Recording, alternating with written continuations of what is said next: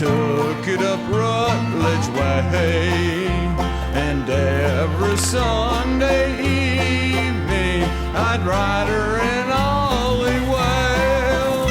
We went to take an evening grind about a mile from our town, and I picked that skateboard up off the ground and slid on down that stair rail. But I fell on down and bloodied my knees. For mercy I would cry, saying, ghost of old J. Adams, don't kill me, I need some more moonshine. I never jumped another stair, I only beat that deck until the ground around me covered in wood chips. What a mess. My name's Trey McReynolds, and I've been skating here since 1976. This is the Wallows, Paper Mill Road. And where are we at right now in the Wallows? We're in the tunnel. This is where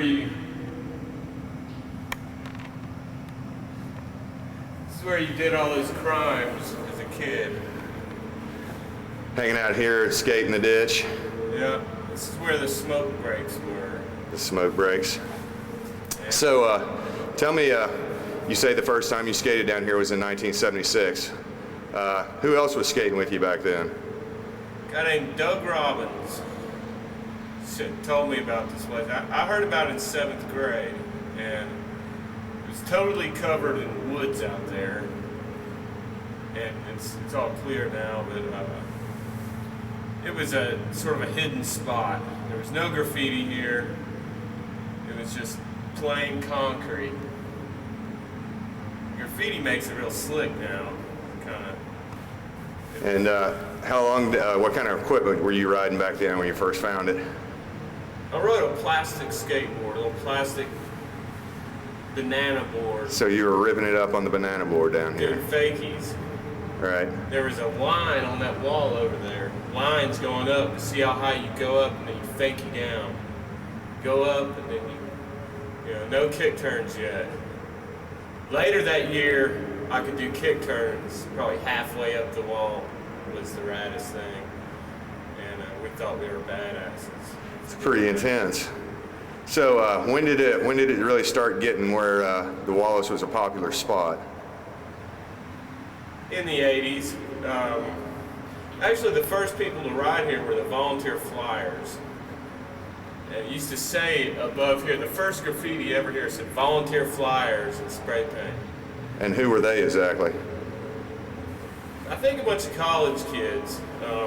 I would assume that Greg Griffin and possibly Kendall Beatty were on that team, but I don't know that for sure. We just knew that they were the older guys, and we didn't want to be here when they were here because, you know, who knows? This was their turf. Kick our ass or something.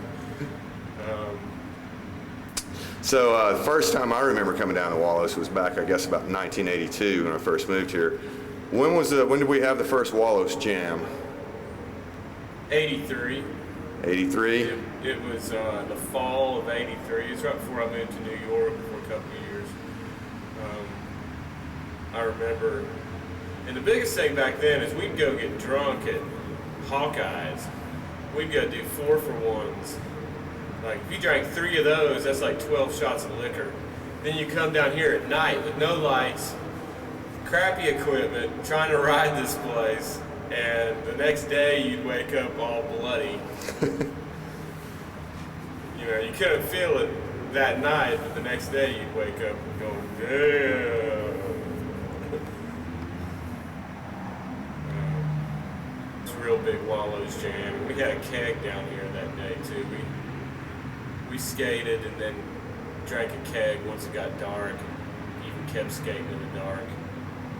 We had about, what, 100 people here or something? 50? Yeah, and Tim Troutman won that day. Yep. He was the winner of the contest, and all he was doing was just like high-speed carving and a little bit of grinding and a thing they do where you walk over, step over your feet, step over the board while you're carving, do a little fancy footwork and that kind of one-handed contest. And Scott Simple too was ripping it up that day. Yes, I remember. And then how many more did we have after that? How many more Wallows jams were there? One every year up till... I think we were having 2 a year for a little while. Right. In about 1991. Good 8 years. No, 7, 8 years. Yeah, about 8 years. And then the last one I can remember here was in 94. The last big one. Yep. Was in 94 because I was wearing around an American flag. And I think Ryan Wilburn won that contest or got honorable mention or No, I think best grommet or something. Yeah. What's the guy with the tattooed arm? Oh, Jamie Smith. Yeah, I think he won that day. I don't know if Ryan was here or not, but He was in a couple of them. Yeah. I've got some zines. right. About it right there. Here, I'll do a run for you on the C-flips. All right. Well, in Flatback, Tennessee, sipping corn for thrills. Around the old jalopy and a moonshine still. We felt the beautiful life until the sun come up. Swilling jokes passing out and no one's waking up. Lord Almighty, kissing cousins, Papa Hoosh. Hillbilly enlightenment. Yeah. Well, the drunkest of the man from the cul-de-sac too. Assembling at my place for good old Mountain Dew. We were drinking pretty heavy, driving around our Chevys, Papa Hoosh. Hillbilly enlightenment. Running with excitement, a man and his woman going out on the hill for a big country night of nothing. Maybe Jimbo can still manage that jiffy. We'll drop by the greaseball club. We'll fling life down fine. Then I asked my sweet girl and I think she knew. Hillbilly enlightenment and would be too. She didn't even shy and I knew right away. My overalls popped off right in her face. Well, it started, wild things started, Papa Hoosh. A young and enlightenment. Well, relatives and lost cousins too. Wanted to give the name to our baby blue. While they were looking around the tagging, my mouth kept on begging for Papa Hoosh. Hillbilly enlightenment. Some tankers with old Minnie Lee and me named the bum. Kid can drive the paint off a 53 Chevy. Besides being the best jello harvest this side of Kingsley Station, Tennessee. When the social worker come by, I told her to try that firewater girl and the things she like. Making funny faces when swallowing it down. Next day she's a moaning with me on the ground.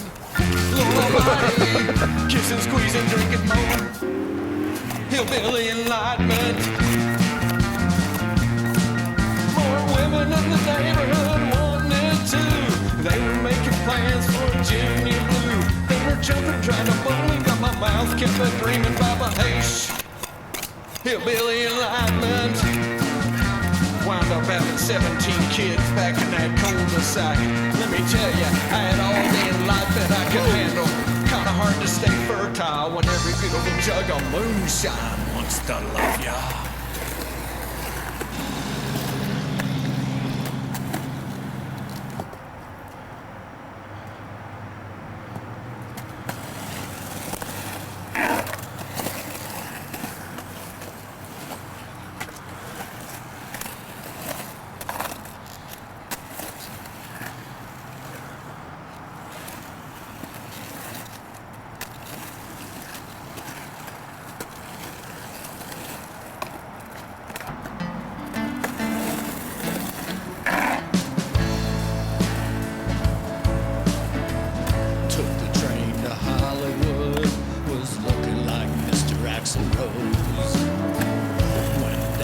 Dogtown, my new home, I suppose. Hey, dude, I saw a pop star, I could tell by her clothes. Asked her for an autograph, then she said no. Looky over, there's Brittany, standing by the palm tree. Hey. Looky over, there's Brittany,